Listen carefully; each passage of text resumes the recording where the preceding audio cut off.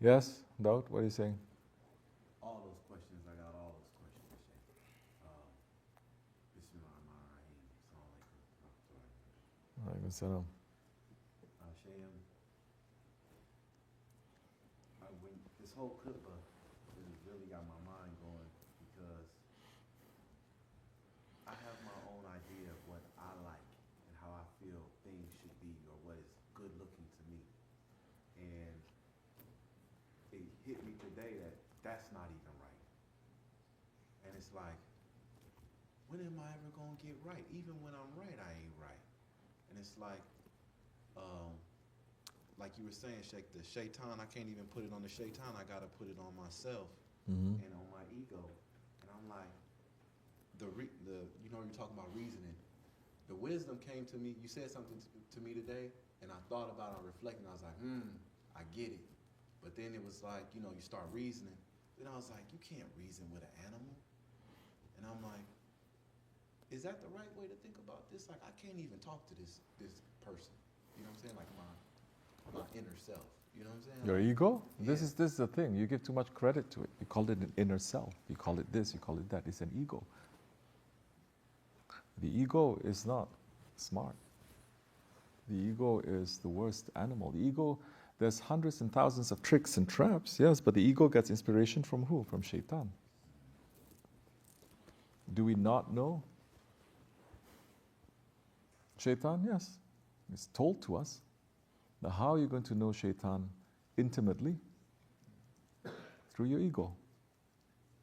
You understand? The ego is the greatest follower of shaitan. So once you understand your ego, you can defeat shaitan. It is, because you're trying this out. Whole aim of tariqat is to be able to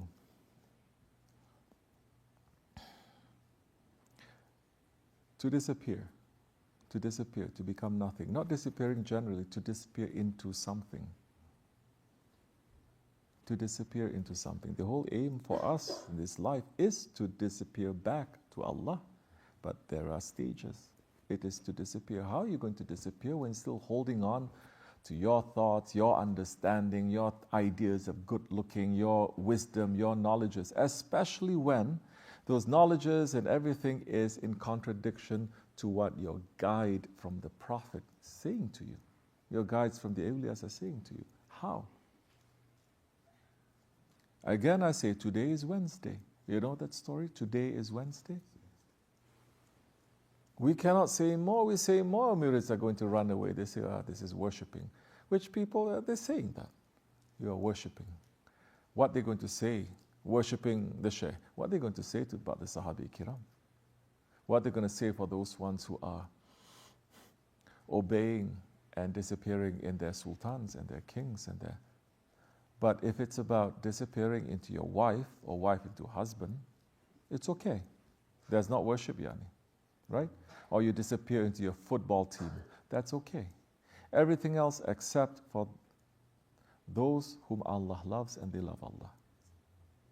Isn't that the whole thing about Wahhabism? When they say they are still people, so is the Prophet ﷺ. He's still a person.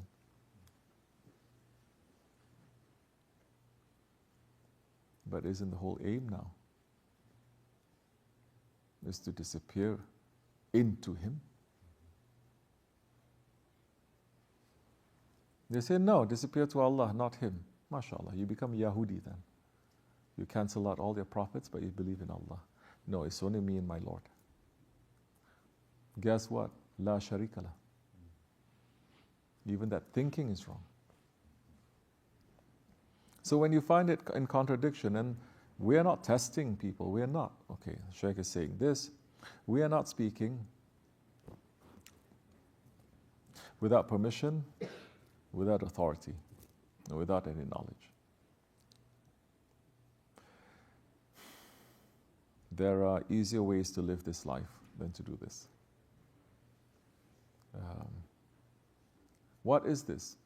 This is, we're getting just a little taste of the lives of the prophets, the lives of the Ahlul Bayt, the lives of our Shaykh. What are their lives like? Difficult. Difficult is an easy word. Pain. Hurt.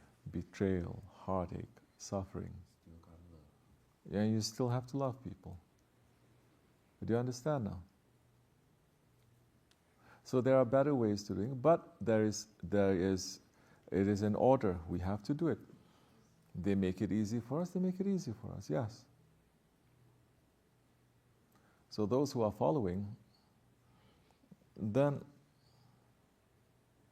we have to go through all those things according to our level. Don't ask for it, but according to our level. Expect that. Expect that. How are you going to say you're following the Prophet, but you don't feel what he feels, or you don't experience what he experiences? Not even a little bit. And all you want is to say, I love you, and go to highest Jannat next to him. You understand how spoiled, how entitled, how stupid this is. It's a spoiled child. Children are more responsible. Children, when they see you hurt, they run to you. When they see you carrying heavy things, they will help you. When they see you cry, they will come and they will comfort you. Children will do that. You think our Prophet ﷺ is happy with what is happening to this world, to his ummah now? Who is crying with him? Who is crying with him? Forget about asking to bring down this tower and that tower, and just sit in the masjid and cry. Cry. Is there precedent to this? Oh, 1,400 years of precedent, all the way from 1,400 years up to just sitting and crying to Allah. Crying, we're supposed to all night long. Are they doing that? No, they're not. All night long eating, yeah, definitely. Just saw something, streets and streets. I'm talking about like, I'm not kidding. About 30 streets filled with food. And this is just in one section of the country. In a month where you're supposed to be scorching yourself. What's so bad about eating it? Because what happens to you when you eat too much? You go to sleep. You're not interested to do anything else. You're more concerned about that. All day long you're thinking about what to eat. And all night long you're eating what you're eating. And then you say, oh, first I break my fast. Right? How you say? You break your fast, something, fried things, this, that. It's already a snack, but it's a meal. And then after that you pray, and then you sit down for dinner. After dinner, then you have a snack again, right? And after that snack again, then you have a full-blown sahur. Not too long ago, I'm not 1,000 years ago, 100 years, not too long ago, it's like for people to even do that just by themselves, when it's too much, they say, this is wrong. By themselves, their own sense of haya, their own sense of honor, they say, no, it's too much, this is extreme, this is excessive. If you want to, good people, religious people, regular people, they don't know too much, but to sit down to have iftar with 10, 20, 30 different kinds of things, this is wrong. This is not sunnah. We're not saying to people you must only have one kind of food. Okay, a little bit here and there, but to have more and more, this is just something the fathers and mothers would feel. This is just too excessive. Is there such a feeling now? Are there people to say this? There isn't. So when the heart then gets very hardened when you keep doing that, because the more you consume from the world, more your heart is going to be like a rock. And you're not going to feel what you're supposed to feel, because you are a spirit. If the Prophet ﷺ says, don't laugh too much, laughing, don't laugh too much, because it hardens the heart. Then what about doing other things too much? But no one is saying, oh, not only that now. Now it's not only food, now it's wearing clothes. It used to be, when we were growing up, new clothes only at Eid. Only at Eid, new clothes. Now for Eid, they have 10 different kinds of clothes that they're going to wear. And they can't wait for that. They can't wait for Ramazan to be over. Yeah? So, Now you're following. Guide. No one is telling you not to think about it, not to ask questions, not to try to understand. But to be stubborn and say, it's okay. Sheikh has an idea, I have my own idea. Lakum dinukum. Waliyaddin. What is that? You understand? They're not even testing us to give us something that on the face looks completely not making sense. They're not. They don't have to make sense every time according to our heads. Remember Hizr alayhi salam? They don't have to explain too. That's not their job. Their job is to lead and you have to follow. Do you understand? If they explain, they're being nice. They don't have to, because if you have to, when you are leading and you have to stop every time to turn around and to explain, how much are you going to go? How far are you going to go? Imagine, especially if you are running away from something when there is danger that is there. When you are, imagine you are running away, you're trying to save a kid. Huh? But every 3 seconds you have to explain why you're doing it. What's going to happen? Okay. So we must try now to align. When you try to align, you must try to see through their eyes.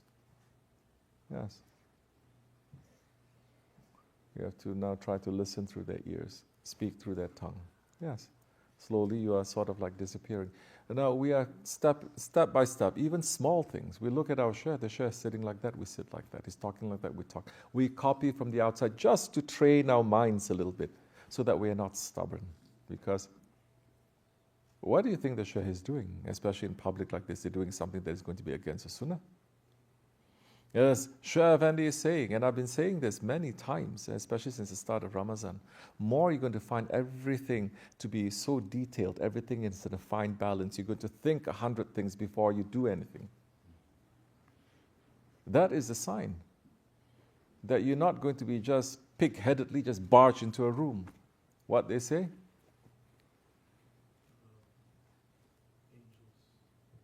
Angels. You see, at least he doesn't have enough, brains, but at least he is, you China shop, you so racist, yeah. A little bit, what China shop? You see, but he's following. Fools rush in. Where angels, they are fearing, they fear to tread. Just to walk carefully, they fear, they fall. You understand? I don't like to quote from other things, other sources, but just to give a little flavor. Huh? So we watch, we see how filled with lutuf our Shaykh is. So everything is refined in some ways. In some ways we think that he's so direct, but even in that direction there is a precision, you see. It's precise. And isn't precision a feature of lutuf also? It has to be.